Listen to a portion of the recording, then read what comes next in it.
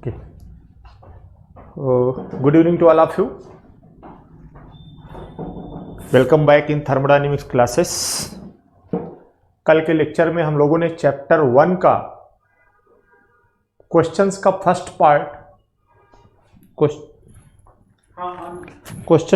Part detail से solve कर लिया था और देखा था कि क्वेश्चंस सॉल्व करने में हमें प्रॉब्लम्स नहीं होगी अगर हम सारी थ्योरी ढंग से पढ़ लिया है तो। वही क्वेश्चन लैंग्वेज बदल करके बार बार चेंज करके उसी क्वेश्चन को रिपीट करता है, वही क्वेश्चन बार बार आते हैं।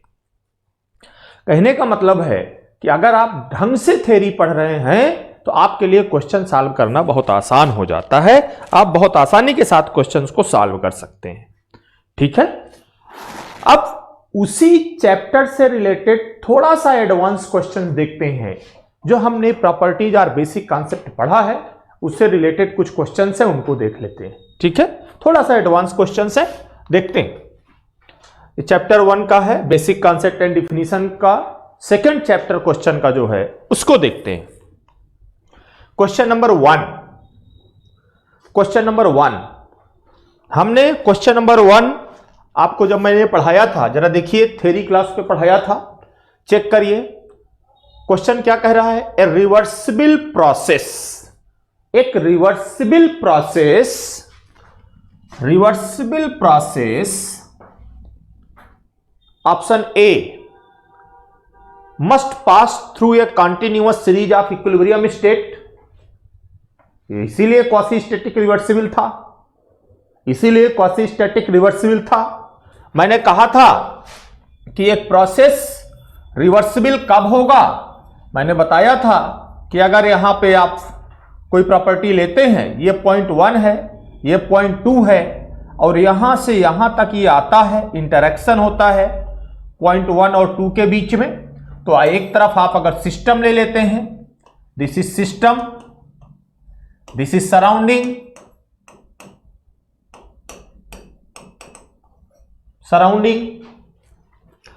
जब 1 से 2 पे आते हैं तो हमने कहा था 1 से 2 पे आया, मान लीजिए हीट इसने ट्रांसफर किया Q 1 से 2 में, तो हीट ट्रांसफर इसमें से हीट सिस्टम से रिलीज हुई तो हम उसको माइनस में लेंगे। मैंने कहा था -50, और किसको दिया? उसने सराउंडिंग को दिया। इसका मतलब Q जो 1 2 सराउंडिंग में हीट गई वो +50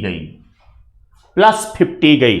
और इस समय जाते समय जो इंटरमीडिएट पॉइंट्स हैं उस सारे के सारे पॉइंट्स इक्विलिब्रियम में होने चाहिए, तभी वो क्या होगा? इक्विलिब्रियम में होगा, यानी तभी वो रिवर्सिबल की बात करेगा। इसीलिए क्वासी स्टैटिक में हमने सैंड पार्टिकल्स डाल करके धीरे धीरे निकाला था, तो उसको क्वासी का मतलब ऑलमोस्ट रेस्ट, क्योंकि उसके इंटरमीडिएट पॉइंट भी थर्मल इक्विलिब्रियम में होने चाहिए था, इक्विलिब्रियम में होना चाहिए था, यह कंपलसरी था। इसलिए हमने इकट्ठा पूरे वेट को ना हटा करके धीरे धीरे सैंड पार्टिकल उसमें डाले थे। इसका मतलब उसकी इंटरमीडिएट स्टेट है, जो ये सारे स्टेट हैं, ये पॉइंट हैं, ये सबके सब क्या होने चाहिए? इक्विलिब्रियम में होने चाहिए। ये सबके सब क्या होने चाहिए? इक्विलिब्रियम में होने चाहिए। सेकंड, मैंने कहा था कि अगर इसको इक्विलिब्रियम में होना है, यानी इसको रिवर्सिबल होना है, तो must follow the same path when there is the process 2 to 1। जब 2 से 1 की तरफ जाए तो उसी सेम पाथ को फॉलो करे, तभी रिवर्सिबल होगा, अदरवाइज वो रिवर्सिबल नहीं हो सकता है। मैंने ये भी पॉइंट आपको बताया था। और जब उसी पाथ को फॉलो करेगा तो इसका मतलब वो सिस्टम से उतनी ही हीट वापस लेगा जितना सराउंडिंग से, जितनी सराउंडिंग को हीट उसने दिया था। सराउंडिंग को उसने हीट 50 दिया था, तो सराउंडिंग से वापस 50 लेगा। इसका मतलब Q21 की वैल्यू 50 होगी सिस्टम के लिए, और Q21 की वैल्यू -50 होगी सराउंडिंग के लिए। ओवरऑल इफेक्ट सिस्टम में भी 0 होना चाहिए, सराउंडिंग में भी 0 होना चाहिए, यानी जो ओवरऑल इफेक्ट सिस्टम और सराउंडिंग में है वो क्या होना चाहिए? 0 होना चाहिए। Without any effect to the system and surrounding, if the process is follow same path in the reversible manner, then the process is a reversible process।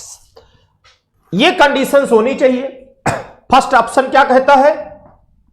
First option कहता है कि must pass through a continuous series of equilibrium state, ये तो मैं पहले ही state पे बताया, यानी ये तो होना ही चाहिए, ये तो होना ही चाहिए। Second, leave no history of the event in surroundings, finally surrounding और सिस्टम में कोई हिस्ट्री ना छोड़ के जाए, कोई कहानी ना छोड़ के जाए, यानी कुछ भी बचे ना, इसलिए यहां पे 0 आया। इसका मतलब उसका ये पॉइंट भी सही होना चाहिए। थर्ड है, must pass through same state on the reversible path as on forward path. कह रहा है जो फॉरवर्ड पाथ में आया था, रिवर्स होते समय सेम पाथ को उसको फॉलो करना चाहिए, इसलिए तभी वो रिवर्सिबल होगा। मैंने अभी बताया आपको 2 से 1 पे जाएगा तो सेम पाथ को उसको क्या होना चाहिए, फॉलो करना चाहिए। इसका मतलब हुआ कि जब वो यहां से यहां चलेगा तो स्टेट रिवर्सिबल तब होगा जब वो सेम पाथ को फॉलो करेगा। इसका मतलब ये भी सही होना चाहिए होगा। यही तो कंडीशन है रिवर्सिबल की, यानी ये तीनों कंडीशन है रिवर्सिबल की, इसलिए ऑल ऑप्शन आर करेक्ट, यानी D, D, all options are correct, यानी डी। बात समझ में आ रही है?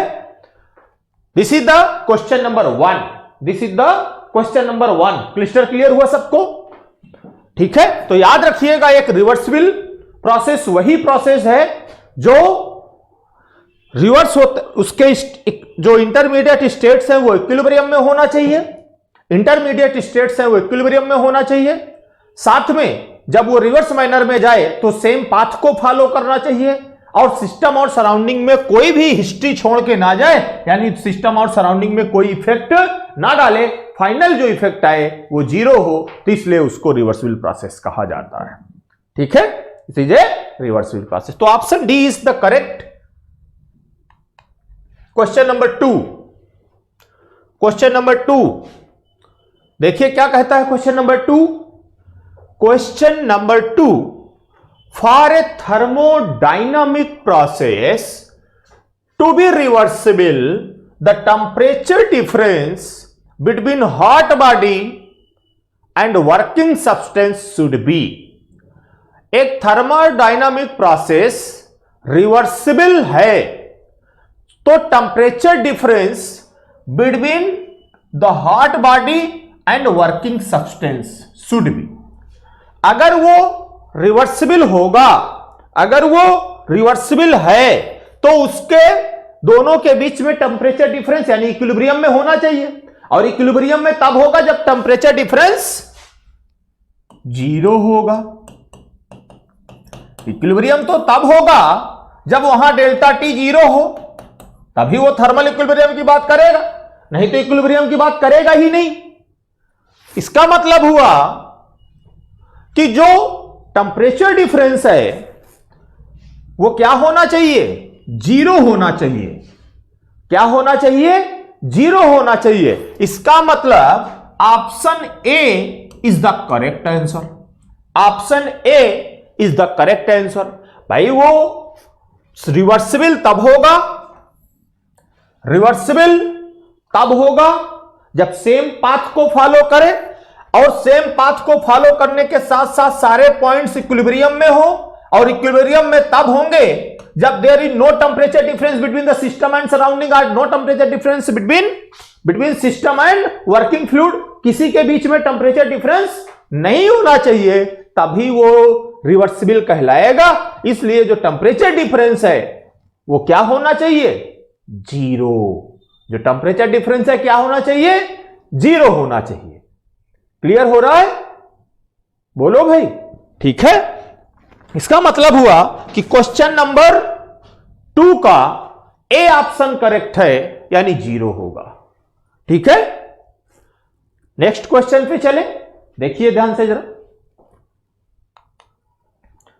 क्वेश्चन नंबर 3, क्वेश्चन नंबर 3 क्या कहता है, क्वेश्चन नंबर 3 क्या कहता है, when a process undergoes a complete cycle, when a process undergoes a complete cycle, then the change of entropy will be, change of entropy will be, अब जरा बताइए भाई, आपके पास एक ऐसा प्रोसेस है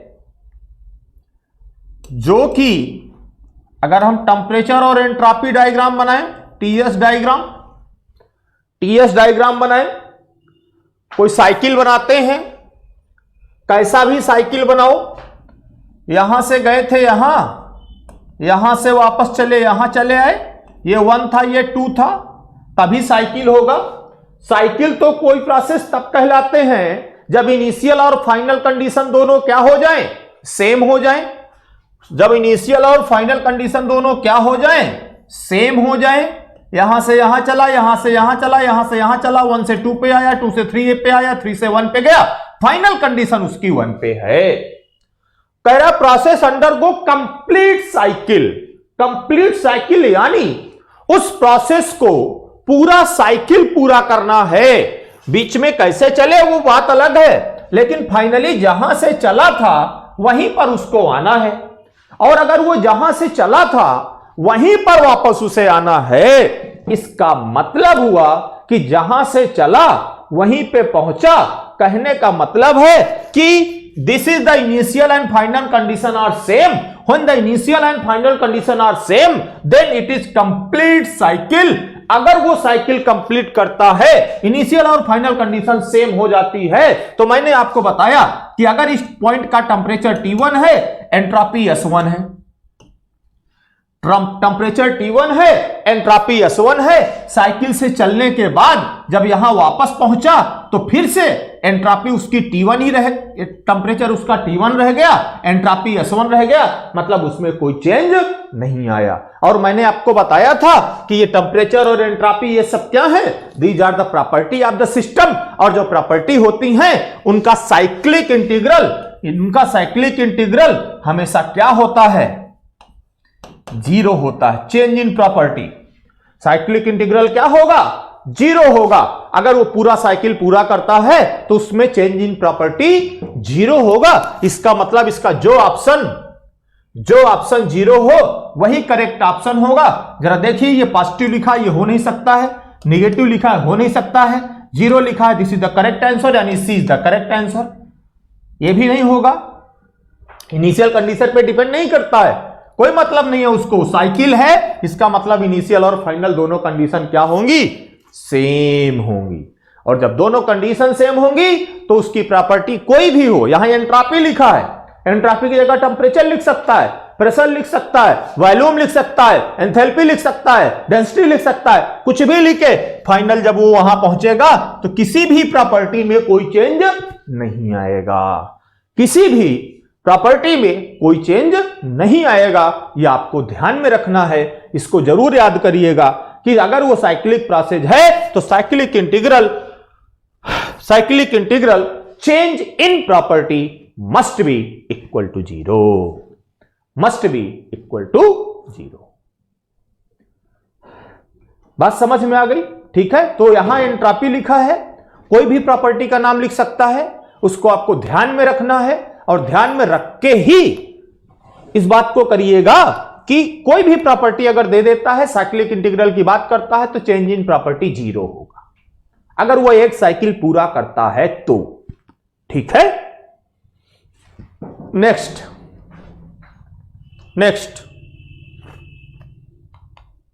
क्वेश्चन नंबर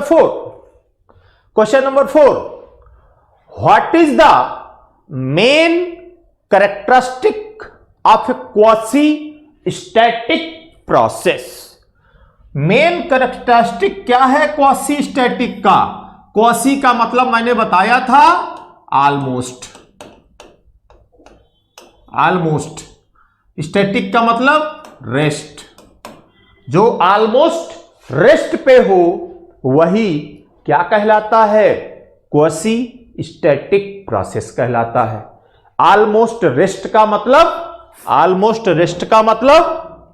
बहुत स्लो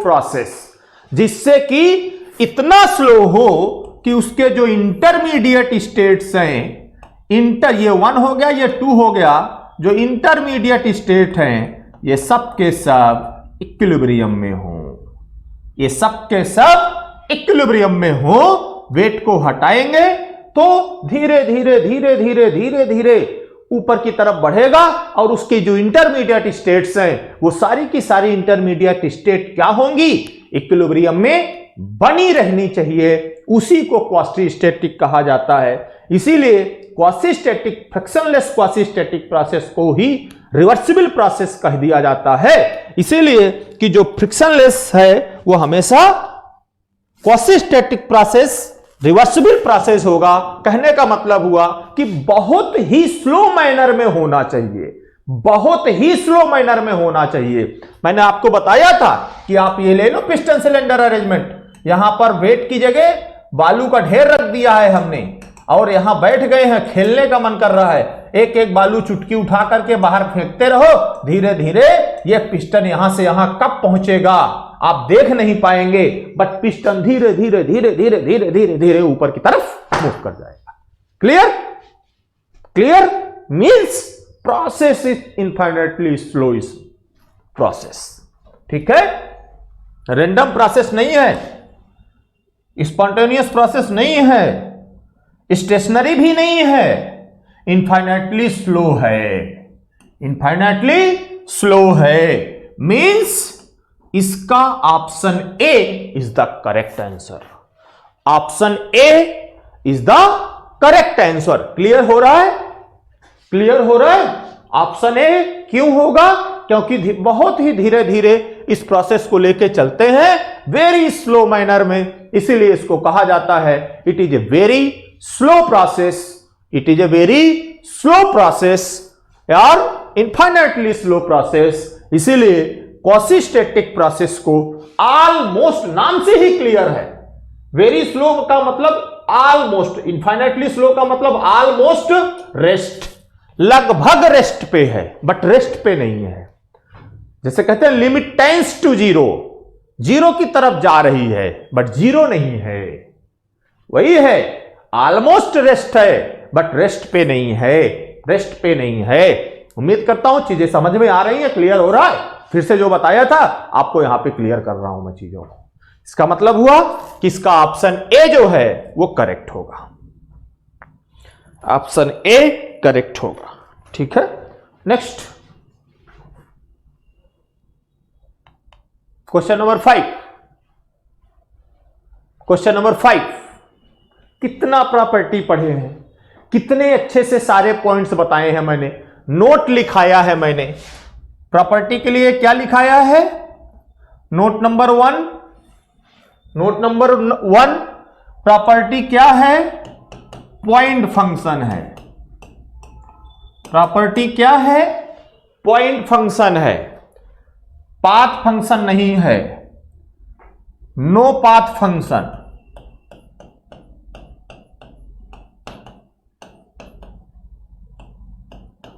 पाथ फंक्शन नहीं है, independent of the past history, पुरानी हिस्ट्री पे नहीं डिपेंड करता है, इंडिपेंडेंट ऑफ पास्ट हिस्ट्री।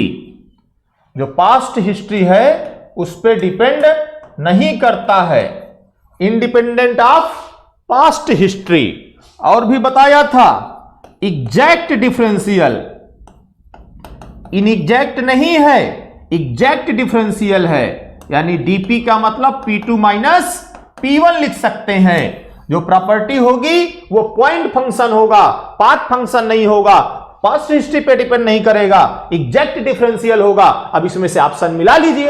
एक thermodynamic property depend on the past history of the system, नहीं, हमने तो पढ़ा है कि वो पास्ट हिस्ट्री पे डिपेंड नहीं करता है, मतलब ये नहीं हो सकता है, it is not possible. Second, depends on the path, no path function, यानी ये पाथ पे डिपेंड नहीं करता है, not depend on the path, ये पाथ पे डिपेंड नहीं करेगा, इसका मतलब ये भी नहीं हो सकता है। Can have different value on the system in a particular state, एक पर्टिकुलर स्टेट पॉइंट फंक्शन है, एक पर्टिकुलर स्टेट पे है, एक पर्टिकुलर स्टेट पे है, यहां पे है।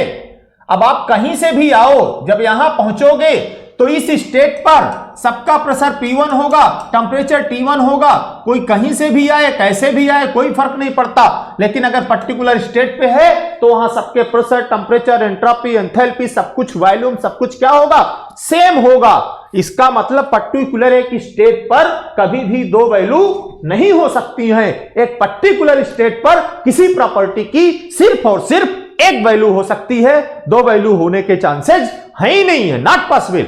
इसका मतलब हुआ कि can have different value, no system in particular state, particular state लिखा है तो दो वैल्यू तो नहीं हो सकती हैं। इसका मतलब यह भी नहीं होगा does not depend on the past history of the system. Yes, हमने यह पढ़ा है, independent of the past history, independent of the past history, नहीं डिपेंड करती है पास्ट हिस्ट्री पे। इसका मतलब D option is the correct answer. इसका मतलब D option is the correct answer, because जो प्रॉपर्टीज हैं वो पास्ट हिस्ट्री से इंडिपेंडेंट है, पास्ट हिस्ट्री पे डिपेंड नहीं करती हैं, पास्ट हिस्ट्री पे डिपेंड नहीं करती हैं। बात मेरी समझ में आ रही है आप लोगों को कि नहीं आ रही है? बोलो भाई। बात मेरी समझ में आ रही है? जो मैं आपको देने की कोशिश कर रहा हूं वो समझ में आ रहा है? बार बार उस चीज को बोल रहा हूं जिससे कि ये आपके दिमाग में बैठ जाए, आपके दिमाग में घुस जाए। क्लियर हो रहा होगा? ठीक है, चलिए नेक्स्ट क्वेश्चन क्या है जरा देखते हैं। Question number 6,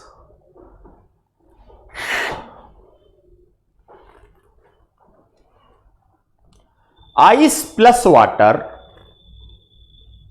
at 0 degree centigrade stored in a well insulated thermoflask is an example of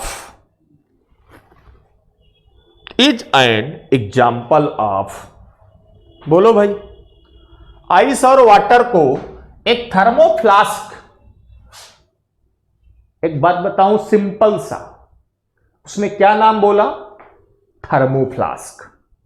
मतलब थर्मोफ्लास्क में मैंने एग्जाम्पल बताया था कि ना तो हीट का ट्रांसफर होगा ना तो मास का ट्रांसफर होगा, मतलब ना एनर्जी का इंटरेक्शन होगा ना तो मैटर का इंटरेक्शन होगा। तो वो कौन सा सिस्टम होगा? आइसोलेटेड सिस्टम होगा। उसने थर्मोफ्लास्क लिख दिया है, उसने थर्मोफ्लास्क लिख दिया है, इंसुलेटेड है। अब वो चाहे आइस वाटर भर दे, चाहे सिर्फ वाटर भर दे, चाहे आप मिल्क भर दो, चाहे टी भर दो, कुछ भी भर दो, क्या फर्क पड़ता है? सिस्टम हमारा क्या रहेगा? आइसोलेटेड ही रहेगा। इसलिए क्या होगा? वो आइसोलेटेड सिस्टम होगा। ए ऑप्शन इसका करेक्ट आंसर होगा। इसका ए ऑप्शन करेक्ट आंसर होगा, आइसोलेटेड ही रहेगा, क्योंकि थर्मोफ्लास्क उसके ने लिखा है। अगर उसने थर्मोफ्लास्क लिखा है तो आइसोलेटेड ही हो सकता है। वेल इंसुलेटेड है थर्मोफ्लास्क। क्लोज सिस्टम में तो मास एनर्जी का ट्रांसफर होता है, बट उसमें नहीं हो रहा है तो ये नहीं होगा। ओपन सिस्टम में एनर्जी और मास का ट्रांसफर होता है, ठीक है, तो ये भी नहीं हो सकता है, इसमें दोनों का ट्रांसफर हो सकता है। सीधी सी बात है, आइसोलेटेड बोल दिया है, थर्मोफ्लास्क बोल दिया है, तो ऑप्शन ए होगा। अब ना होता कुछ लिखा हुआ, अगर ये ना मिलता तो हम यहां कह सकते थे नॉन फ्लो का मतलब मास का ट्रांसफर नहीं होगा, एडियाबैटिक का मतलब हीट का ट्रांसफर नहीं होगा, तो बोल सकते थे, बट हमारे लिए A option is the most appropriate answer, इसलिए हम ए के लिए टिक करेंगे, किसी और ऑप्शन की बात नहीं करेंगे। इसका मतलब क्वेश्चन नंबर 6 का A option is the correct answer. A option is the correct answer. Clear हो रहा है? बोलो भाई, ठीक है, okay. Next question number 7, heat transfer between the system and surrounding. Heat का जो ट्रांसफर होगा भाई, ये क्या है? ये बाउंड्री है, ये सिस्टम है, ये सराउंडिंग है। इन दोनों के बीच में एनर्जी के इंटरेक्शन के दो मोड हैं, या तो हीट के थ्रू होगा और या तो वर्क के थ्रू होगा। तो जो यहां कह रहा है हीट ट्रांसफर मतलब मोड ऑफ ट्रांसफर हीट हो गई, हीट ट्रांसफर सिस्टम और सराउंडिंग के बीच में होना है, तो वो मैंने बताया था ये दोनों मोड हैं, ये पॉइंट फंक्शन नहीं है। अगर ये पॉइंट फंक्शन नहीं है तो ये पाथ फंक्शन है। जरा देखिए, इज ए पॉइंट फंक्शन? नहीं। Can occur in any direction in exact differential, मतलब ये एग्जैक्ट डिफरेंशियल है? नहीं। Depend on the path followed by the system. बताइए भाई, depend on the path followed by the system. Yes, जो heat का transfer है, ये कह रहा है एग्जैक्ट डिफरेंशियल तो प्रॉपर्टी होती है, ये इनएग्जैक्ट एक साथ अगर यही जुड़ के लिखा होता ऐसे तब तो इनएग्जैक्ट हो जाता, तो बट यहां एग्जैक्ट की बात कर रहा है तो ये भी नहीं हो सकता है। इन दोनों में आपको कंफ्यूजन हो सकता है। कैन अकर एनी डायरेक्शन, नहीं, एनी डायरेक्शन में हीट नहीं चलती है। हीट जब चलती है तो कहती है जहां ये मान लीजिए सिस्टम का टेंपरेचर T1 है, इसका टेंपरेचर T2 है, और अगर T1 is greater than T2 है तो फिर इधर से इधर हीट का ट्रांसफर होगा, यानी that heat transfer occurs always from high temperature to low temperature. जो हीट का ट्रांसफर होगा वो हमेशा कहां से कहां होगा? हाई टेंपरेचर से लो टेंपरेचर की तरफ हीट के ट्रांसफर की बात करेगा। एनी डायरेक्शन में नहीं हो सकता। जहां हाई टेंपरेचर होगा उधर से हीट का ट्रांसफर होगा, जहां लो टेंपरेचर होगा उधर की तरफ हीट का ट्रांसफर होगा। इसका मतलब heat transfer occurs from high temperature to low temperature, ठीक है? Occurs from high temperature to low temperature means depends on the path followed by the system. Means question number 7 का D option is the correct answer. यह भी नहीं हो सकता है, any direction नहीं चलता है, वो चलता है हाई टेंपरेचर से लो टेंपरेचर की तरफ, जो पाथ पे डिपेंड करता है। मैंने बताया था हीट और वर्क दोनों पाथ फंक्शन है, पॉइंट फंक्शन नहीं है। जिस पाथ को फॉलो करोगे, मैं ये भी प्रूफ करूंगा, आऊंगा फर्स्ट लॉ में तो आपको प्रूफ करके दिखाऊंगा कि कैसे हीट ट्रांसफर एक पाथ फंक्शन है। अभी जब हीट और वर्क पढ़ेंगे, वर्क एंड हीट, तो वहां देखेंगे वर्क ट्रांसफर एक पाथ फंक्शन है, मैथमेटिकली प्रूफ करेंगे, कहने का मतलब है, ठीक है? और हीट को जब फर्स्ट लॉ पढ़ेंगे तो वहां पे देखेंगे कि हीट ट्रांसफर पाथ फंक्शन है कि नहीं है। वहां भी मैं यहां आपको कॉन्सेप्चुअली बता चुका हूं, बट मैथमेटिकली अगर देखना है तो मैं आपको वो आगे दिखाऊंगा, ठीक है? अभी आगे यह भी बताऊंगा कि थर्मोडायनेमिक्स के जितने लॉ हैं वो सिर्फ ऑब्जर्वेशन पे डिपेंड होते हैं, उनका कोई मैथमेटिकल प्रूफ नहीं है, उनका कोई एनालिसिस नहीं है। कोई कहे कि मैं इसको मैथमेटिकली प्रूफ कर सकता हूं, इसका मतलब वो गलत है, वो झूठ बोल रहा है। मैथमेटिकली प्रूफ पॉसिबल नहीं है किसी भी थर्मोडायनेमिक्स लॉ का, वो केवल ऑब्जर्वेशन पर है, केवल ऑब्जर्वेशन पे है, कभी भी मैथमेटिकल प्रूफ नहीं मिलता है उसका, ठीक है? बट इसको प्रूफ करके देखेंगे कि हमारा हीट ट्रांसफर और वर्क ट्रांसफर एक पाथ फंक्शन है। हीट ट्रांसफर और वर्क ट्रांसफर एक पाथ फंक्शन, ठीक है? नेक्स्ट, क्लियर हुआ ये? आइए आगे, क्वेश्चन नंबर 8।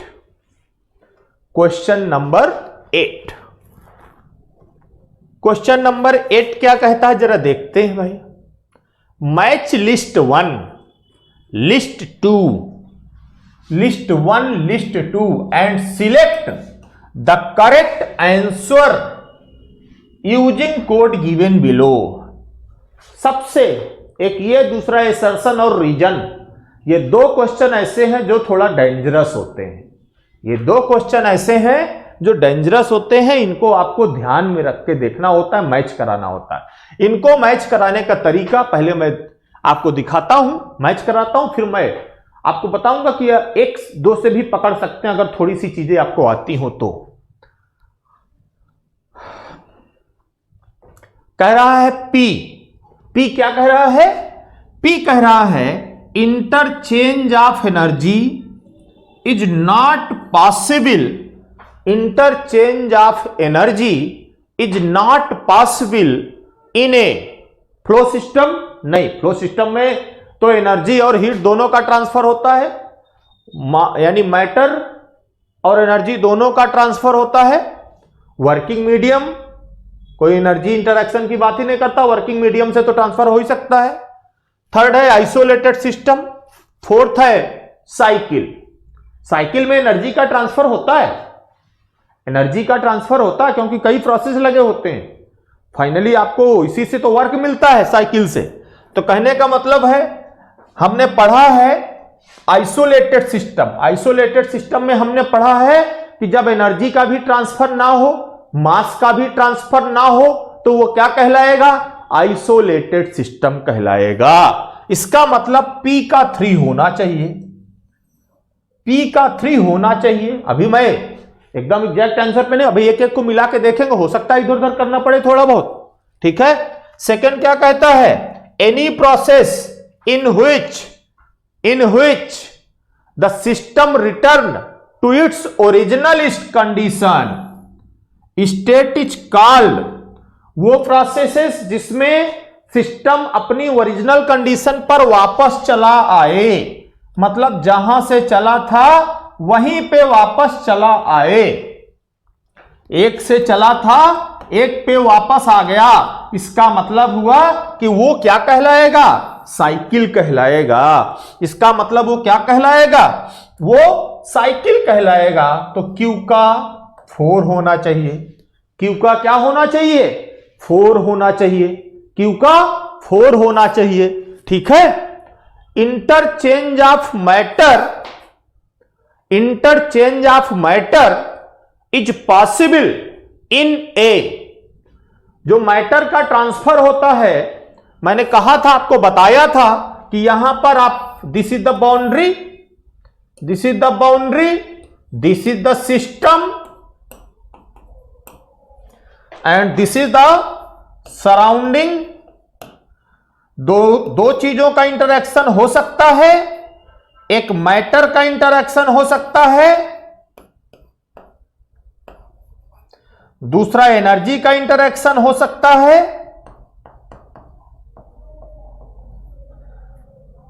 जिसमें इन दोनों का इंटरेक्शन होता है उसे ओपन सिस्टम और फ्लो सिस्टम कहा जाता है।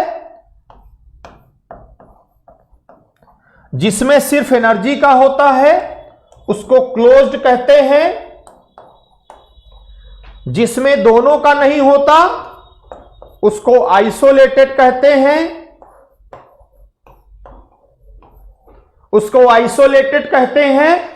अब ये कह क्या रहा है? मैटर का ट्रांसफर हो रहा है। अगर क्वांटिटी ऑफ मैटर नहीं, interchange of matter is possible, interchange of matter is possible किसमें? इन ए फ्लो प्रोसेस और फ्लो सिस्टम। मैटर का जिसमें ट्रांसफर हो वही तो फ्लो सिस्टम है। मतलब इन दोनों को हमने ट्रांसफर किया तो ये फ्लो सिस्टम है। इसका मतलब हुआ कि हमारे हिसाब से R का 1 होना चाहिए। R का क्या होना चाहिए? 1 होना चाहिए।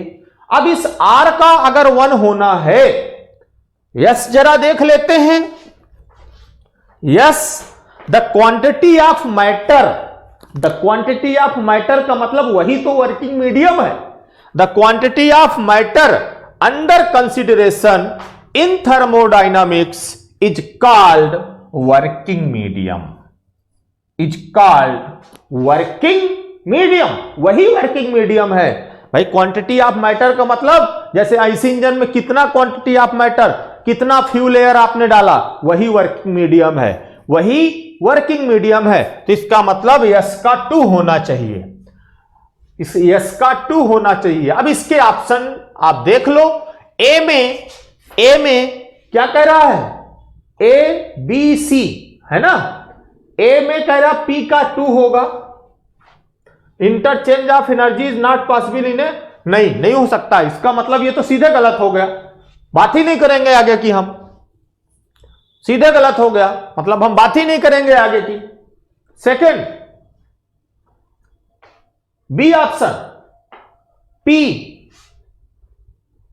Interchange of energy is not possible in isolated system. इसका मतलब यह हो सकता है क्या भाई, ये तो मैच कर रहा है ना। अब जरा क्यू के लिए देखते हैं, इसके हिसाब से तो ये मैच कर गया। पी का 3 होगा, ये कंफर्म हुआ। अब देखिए इसको लगाने का तरीका, पी का 3 होगा, ये कंफर्म हुआ। जब पी का 3 होगा, ये कंफर्म हुआ कि interchange of energy not possible isolated में होता है। इसका मतलब इसका तो 3 होगा, इसका तो 3 होगा, ये क्लियर हो गया। अब अगर इसका 3 होगा तो जिसमें पी का 3 हो वही दो ऑप्शन हो सकते हैं। इसका मतलब पी का 3 बी में है,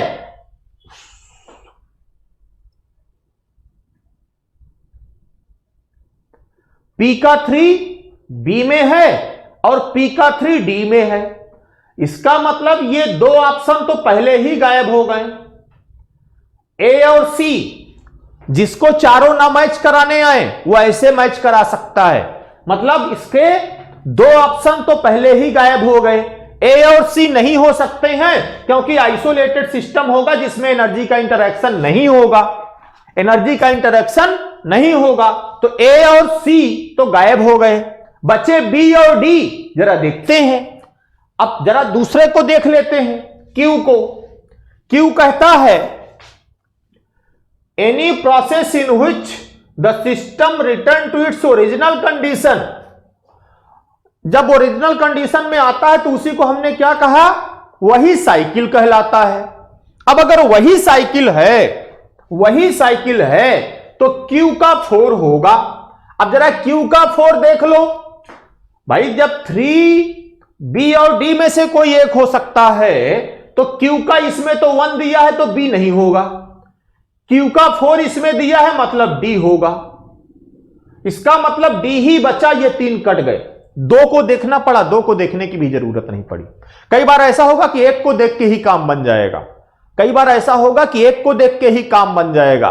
तो इसलिए आप कह सकते हैं कि अगर यहां पे देखें, एक को देख लो, पता कर लो, तो ऐसा हो सकता है कि हमें एक को देख के ही आंसर मिल जाए। इसका मतलब इसका डी ऑप्शन करेक्ट होगा, डी ऑप्शन करेक्ट होगा, डी ऑप्शन करेक्ट होगा। इसलिए ऐसे क्वेश्चन को मिलाते समय थोड़ा सा ध्यान में रखिएगा चीजों को कि किस तरीके से मिलाएं कि आसानी से क्वेश्चन हमारे क्या हो जाएं, सॉल्व हो जाएं। आसानी से क्वेश्चन क्या हो जाएं, सॉल्व हो जाएं।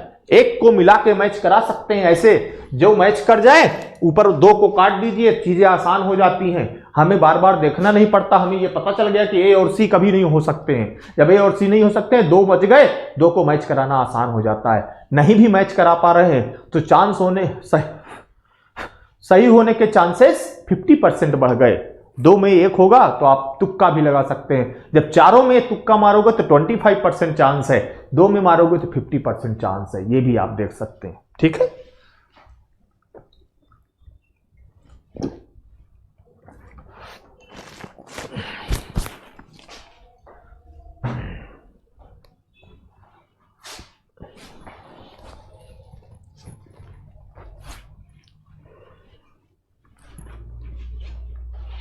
चलिए next question number 9। A thermodynamic system is considered to be an a close system. आपको सबको पता है क्लोज सिस्टम भाई, एक तरफ लिखा मास, दूसरी तरफ लिखा एनर्जी, यहां पे है सिस्टम, शॉर्ट में लिख दे रहा हूं, ओपन दोनों का ट्रांसफर, क्लोज्ड मास का ट्रांसफर नहीं होगा, सिर्फ एनर्जी का ट्रांसफर, आइसो दोनों का ट्रांसफर नहीं होगा। देख लो जो सिस्टम होगा वही मिलेगा, ठीक है। क्लोज सिस्टम बोला है ना, क्लोज्ड मतलब मास का ट्रांसफर जिसमें लिखा होगा वो नहीं पॉसिबल है। मास transfer and energy transfer is possible मतलब ये नहीं होगा, मास ट्रांसफर नहीं हो सकता उसमें। Entropy change and energy transfer are zero, नहीं। नहीं, एंट्रॉपी ओपन क्लोज सिस्टम है ना, तो क्लोज सिस्टम में तो एनर्जी का ट्रांसफर होगा, क्लोज सिस्टम में तो एनर्जी का ट्रांसफर होगा, इसलिए इसको भी नहीं लेंगे। Energy transfer is possible but mass transfer are zero. Yes, energy transfer is possible but mass transfer are zero. ठीक है, ये mass transfer and volume change zero, no. इसका मतलब C option is the correct option. Simple सा है, आपको table पे देख लीजिए, जो ऑप्शन होगा वही करेक्ट आंसर होगा। इसका मतलब हुआ इसका सी ऑप्शन जो है वो हमारा करेक्ट आंसर होगा। सी ऑप्शन जो होगा वो करेक्ट आंसर होगा। ठीक है, question number 10, which one of the following represents closed thermodynamic system? Which one of the following represents closed thermodynamic system? Boiler open system है, बॉयलर मैंने समझाया था आपको। बॉयलर यहां से हीट सप्लाई किया, वाटर सप्लाई किया और यहां से स्टीम बाहर निकल गई। ठीक है, स्टीम बाहर निकल गई, मतलब मास गया, मास बाहर गया, तो ओपन सिस्टम है। सेंट्रीफ्यूगल पंप, ये भी ओपन सिस्टम होगा। पंप में वाटर इंटर किया, वाटर ही बाहर जाता है, इसका मतलब ओपन सिस्टम है, मास का ट्रांसफर हुआ। टरबाइन, स्टीम जाती है यहां से, स्टीम यहां से इंटर की टरबाइन पे, टरबाइन से स्टीम आई, स्टीम बाहर निकली, हाई प्रेशर से आई, लो प्रेशर से बाहर निकली, यहां पे आपको वर्क आउटपुट मिलता है, यहां से आपको वर्क मिलता है टरबाइन से, तो इसका मतलब मास इंटर किया, मास बाहर आया, इसका मतलब मास इंटर और एग्जिट कर रहा है, तो ये भी आपका ओपन सिस्टम हो गया, ये भी आपका ओपन सिस्टम हो गया। बॉम्ब कैलोरीमीटर, बॉम्ब कैलोरीमीटर मैंने आपको लिखाया भी है, बताया भी है, बॉम्ब कैलोरीमीटर आपका क्या है, एक क्लोज्ड सिस्टम है, क्लोज्ड सिस्टम है। तो जो कैलोरीमीटर होता है, कैलोरीफिक वैल्यू नापने के लिए आप जानते हैं, बॉम्ब कैलोरीमीटर, जो आपका बॉम्ब कैलोरीमीटर है वो आपका क्या कहलाएगा, क्लोज सिस्टम कहलाएगा। तो bomb calorimeter is the correct answer, यानी डी। ठीक है, क्लियर हुआ, क्लियर हुआ। Next question number 11, diathermic wall is one which, मैंने आपको टाइप्स ऑफ बाउंड्री बताई है, लिखाई भी है, हीट के ट्रांसफर के बेसिस पे मैंने डिवाइड किया था। Types of boundary, types of boundary,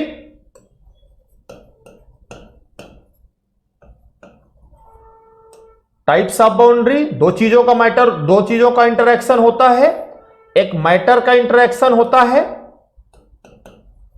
दूसरा एनर्जी का इंटरेक्शन होता है। बाउंड्री पे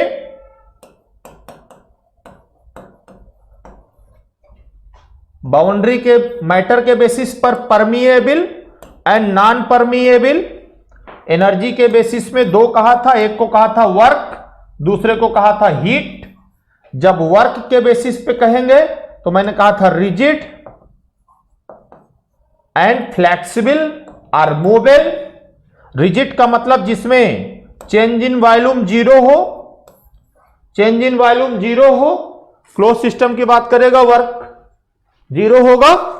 फ्लेक्सिबल का मतलब जिसमें बाउंड्री चेंज हो तो इसमें कुछ वर्क मिलेगा। हीट ट्रांसफर के बेसिस पर दो की बात किया था, एक को बोला था डायाथर्मिक और दूसरे को बोला था एडियाबैटिक। डायाथर्मिक में हीट का ट्रांसफर पॉसिबल होगा, नॉट इक्वल टू जीरो होगा। एडियाबैटिक में हीट का ट्रांसफर जीरो होगा, यानी no heat transfer in adiabatic, no heat transfer in adiabatic.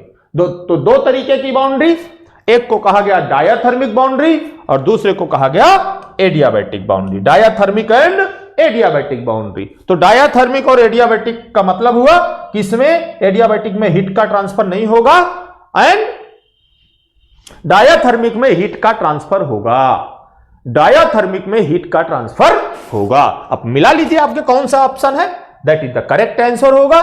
मिला के देख लीजिए, आप खुद ही बता देंगे मुझको, मुझे बताने की जरूरत नहीं पड़नी चाहिए इस क्वेश्चन में। कह रहा prevent thermal interaction, diathermic, diathermic prevent नहीं करता, permit thermal interaction, yes. Encourage और डिस्करेज की तो बात ही नहीं है भाई, सीधे सी बात है इंटरेक्शन और नॉन इंटरेक्शन, ठीक है। तो परमिट करता है थर्मल इंटरेक्शन को, इसका मतलब क्वेश्चन नंबर 11 का B option is the correct answer, B option is the correct answer, ठीक है। क्वेश्चन नंबर 11 का B option is the correct answer, ठीक है। Next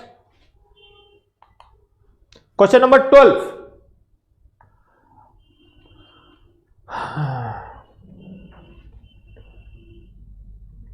all of the following are intensive property of a system,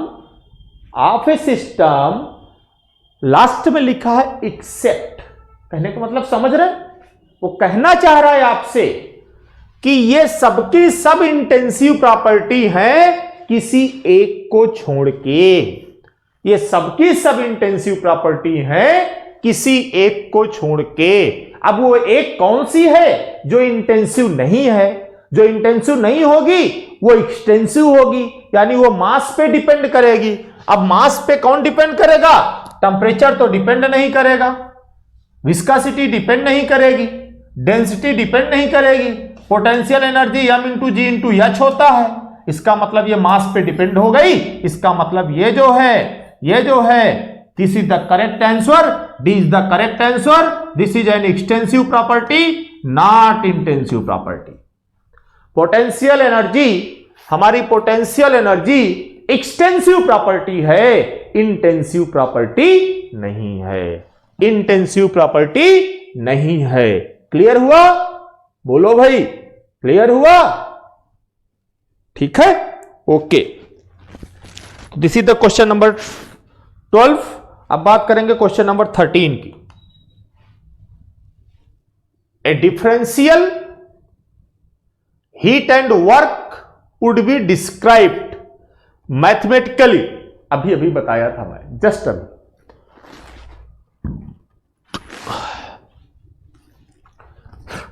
अभी just बताया था।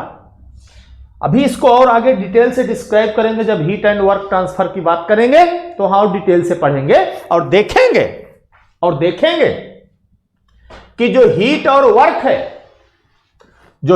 Work है वो प्रॉपर्टी नहीं है, तो एग्जैक्ट डिफरेंशियल नहीं हो सकते हैं। एग्जैक्ट डिफरेंशियल नहीं है तो इसका मतलब वो इनएग्जैक्ट डिफरेंशियल है। इनएग्जैक्ट डिफरेंशियल का मतलब इनएग्जैक्ट हो गया, ए ऑप्शन, सीधे ऑप्शन ए। एग्जैक्ट नहीं हो सकता है, डिसकंटिन्यूटी की बात नहीं करेगा, पॉइंट फंक्शन तो हो ही नहीं सकते हैं, बार बार पढ़ते चले आ रहे हैं हम। ये पॉइंट फंक्शन नहीं है, ये तो पाथ फंक्शन है। इसलिए जो हीट और वर्क है वो इनएग्जैक्ट डिफरेंशियल है। नंबर ऑफ टाइम्स बता चुका हूं, बार बार वही चीज बताने का कोई बहुत बड़ा मतलब नहीं निकलता है। क्लियर हुआ? क्लियर हुआ? Next question number 14। Question number 14 क्या कहता है? क्वेश्चन नंबर 14 कहता है चूज द करेक्ट स्टेटमेंट। सही स्टेटमेंट आप चुनिए इसमें से। Temperature is an extensive property. अरे यार, टेम्परेचर बोल रहा है और एक्सटेंसिव बोल रहा है, दोनों का कोई मैच नहीं है। अगर टेम्परेचर बोल रहा है तो टेम्परेचर बोलने का मतलब इंटेंसिव है, इसका मतलब ये तो नहीं होगा भाई, ये क्लियर है, ये नहीं हो सकता है। Second, mass remains same in an open system. कोई कंडीशन थोड़ी ना है भाई, मास का फ्लो होगा, कुछ मास इंटर किया कुछ मास एग्जिट किया, जरूरी थोड़ी ना कि मास सेम रहेगा। वो तो फिर कंट्रोल मास यानी क्लोज सिस्टम हो जाता।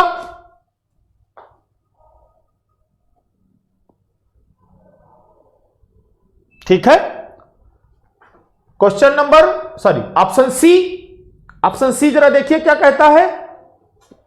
ऑप्शन सी कहता है द सिस्टम बाउंड्रीज में एक्सपेंड, यस, सिस्टम की बाउंड्री एक्सपेंड कर सकती हैं, कोलैप्स कर सकती हैं, भाई तभी तो वर्क मिलेगा। सिस्टम की बाउंड्री एक्सपेंड करेंगी, कोलैप्स कर सकती हैं, में लिखा हुआ है, इसका मतलब सिस्टम की बाउंड्री एक्सपेंड भी कर सकती हैं और कोलैप्स भी कर सकती हैं। जब सिस्टम की बाउंड्री एक्सपेंड और कोलैप्स कर सकती हैं तो ये वाला तो गलत हो गया था, इसका मतलब ये करेक्ट हो सकता है।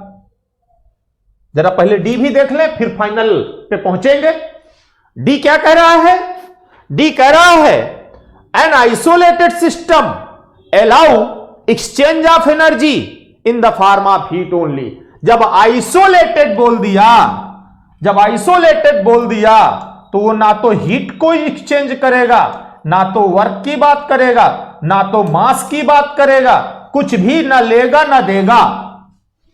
इसका मतलब अलाउ लिखा है, इसका मतलब ये गलत है। इसका मतलब हुआ कि इस क्वेश्चन नंबर 14 का जो ऑप्शन है वो C is the correct answer, इसके अलावा कोई दूसरा नहीं हो सकता है। C is the correct answer. Clear हो रहा? बोलो भाई, इट्स क्लियर? नेक्स्ट,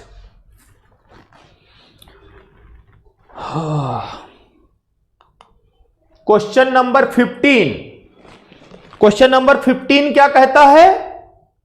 एसर्शन और रीजन, सबसे डेंजरस क्वेश्चन, इससे ज्यादा खतरनाक क्वेश्चन कोई होता नहीं है। इससे ज्यादा खतरनाक कोई नहीं होता। जब तक आपको यह क्वेश्चन ढंग से ना आए तब तक इसमें तुक्का उक्का मत मारना भाई। अगर आप तुक्का इन सब क्वेश्चन में मारेंगे तो आपको प्रॉब्लम करेगा। तो जो ये सबसे खतरनाक वाले क्वेश्चन होते हैं, कभी भी इनमें तुक्का मारने की कोशिश मत करना। हां, ये पता चल जाए, इनको ये आसान तब हो जाते हैं जब कोई ये पता चल जाए, अगर दोनों सही है तो बहुत टफ है। ठीक है, देखिए एसर्शन क्या कहता है, आगे बताता हूं अभी मैं। एसर्शन कह रहा है the change in heat and work can not be expressed as the difference between the end states. Reason क्या कहता है? रीजन क्या कहता है? Heat and work are both are exact differential. Both are exact differential. भाई ये तो clear है, ये तो क्लियर है कि हीट और वर्क, अभी ये क्वेश्चन जब आप हीट और वर्क पढ़ लोगे तो एकदम ये आपको क्लिस्टर क्लियर हो जाएगा। हीट और वर्क दोनों को केवल एंड पॉइंट पर हम एक्सप्रेस नहीं कर सकते हैं कि यहां का कुछ है, यहां का कुछ है, दोनों को डिफरेंस कर ले वर्क निकल जाए, नहीं। क्योंकि यही दोनों पॉइंट में मैंने पाथ ऐसे बनाया तो वर्क चेंज हो जाएगा, मैंने पाथ ऐसे बनाया तो वर्क चेंज हो जाएगा, मैंने पाथ ऐसे बनाया तो वर्क चेंज हो जाएगा। क्योंकि ये पाथ पे डिपेंडेंट है, इंड स्टेट पर डिपेंड नहीं करता है। ये पाथ का प्रोसेस है, पाथ फंक्शन है। जब इंड स्टेट पे डिपेंड नहीं करेगा, इसका मतलब दोनों इंड पॉइंट को डिफरेंस करके हम वर्क और हीट का ट्रांसफर निकाल नहीं सकते हैं। इसका मतलब हुआ the change in heat and work can not be express in the difference between the end state. इसका मतलब ये तो एकदम सही बात कह रहा है। हम कभी एक्सप्रेस नहीं करते हैं, नहीं कर सकते हैं इंड स्टेट पर, इंड की कंडीशन पर कभी भी हम इसको एक्सप्रेस नहीं कर सकते हैं। मैंने आपको यहां बताया, इसका और डिटेल में हीट और वर्क ट्रांसफर बताऊंगा इसके आगे वाले में, तो वहां आपको और क्लियर हो जाएगा। इसका मतलब ये तो सही है भाई, एसर्शन सही है। अब जरा आगे देखते हैं, रीजन क्या कह रहा है? Heat and work both are exact. अरे भाई, अगर ये दोनों एग्जैक्ट डिफरेंशियल होते तब तो हम इनके डिफरेंस से निकाल सकते थे। भाई एग्जैक्ट डिफरेंशियल वही होते हैं जिनको P2 माइनस P1 लिखा जा सके। हम वर्क और हीट को P2 माइनस यानी W1 माइनस W2 कभी नहीं लिखते हैं, कभी लिख ही नहीं सकते W1 माइनस W2। तो इसलिए इसको हम एग्जैक्ट डिफरेंशियल नहीं बोल सकते, ये इनएग्जैक्ट डिफरेंशियल है। इसका मतलब ये गलत हो गया, ये गलत बोल रहा है, ये नहीं सही है। अब हमारे लिए क्वेश्चन आसान हो गया, अब हमारे लिए क्वेश्चन आसान हो गया। अगर ये दोनों सही होते तो फिर हम ये देखते कि भैया ये इसका रीजन है कि नहीं है, वो हमारे लिए थोड़ा सा टफ होता है, उसकी प्रैक्टिस बहुत मांगता है।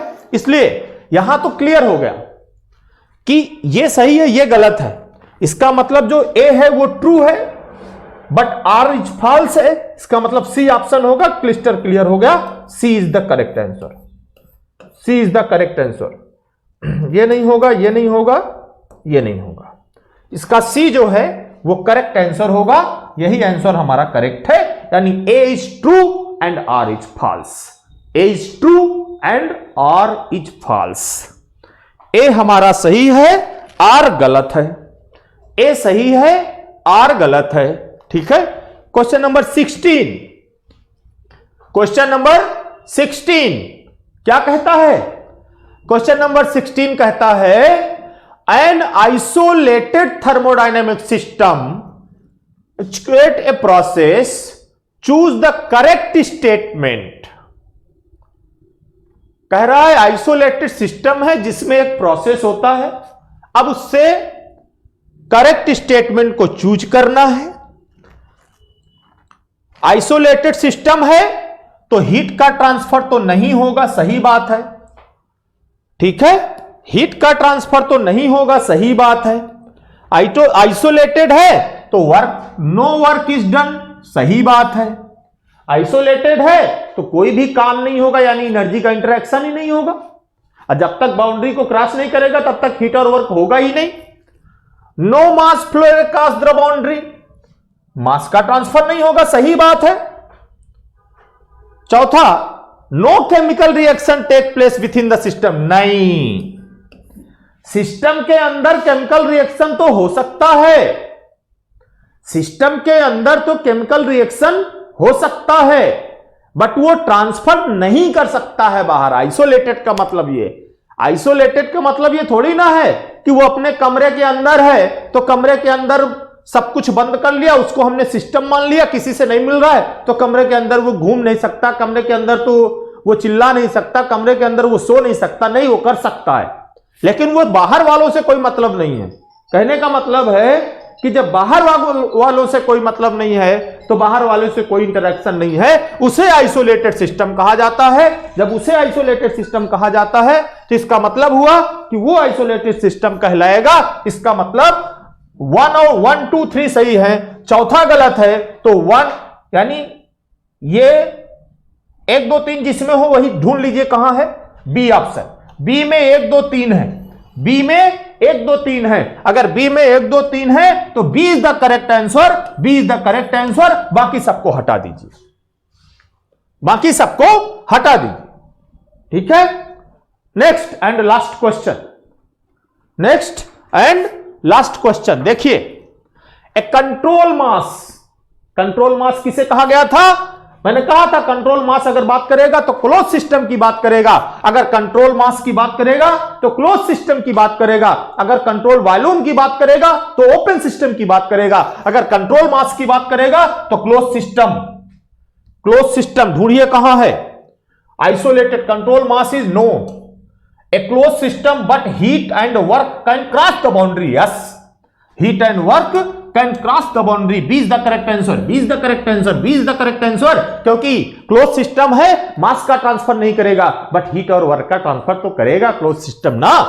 Specific amount of mass in space नहीं, ये तो ओपन सिस्टम की बात करेगा। Fix region space where mass heat can cross the boundary, no no, इसका मतलब B is the correct answer, B is the correct answer. यहां तक क्लिस्टर क्लियर हुआ, यह सीट क्लियर हुई, समझ में आई? किसी को कोई दिक्कत हो, कोई प्रॉब्लम हो तो जरूर बताइएगा। ठीक है, मुझे लगता है यहां तक जो मैंने एक्सप्लेन किया है ये चीजें आपको क्लियर हो गई होंगी, समझ में आ गई होंगी। ठीक है, और आज के लेक्चर को यहीं पे स्टॉप करते हैं। ठीक है, कंसंट्रेट होके देखिएगा, पहले क्वेश्चन अपने से लगाइएगा, जब सॉल्व कर लीजिएगा फिर यहां से आंसर मिलाइएगा, और जब एक बार आंसर मिला लीजिएगा तब देखिएगा कितने क्वेश्चन आप अपने आप लगा पाए हैं, कितने क्वेश्चन मेरे एक्सप्लेनेशन की जरूरत पड़ी है, तब आपको चीजें समझ में आएंगी। ठीक है, ओके, थैंक यू।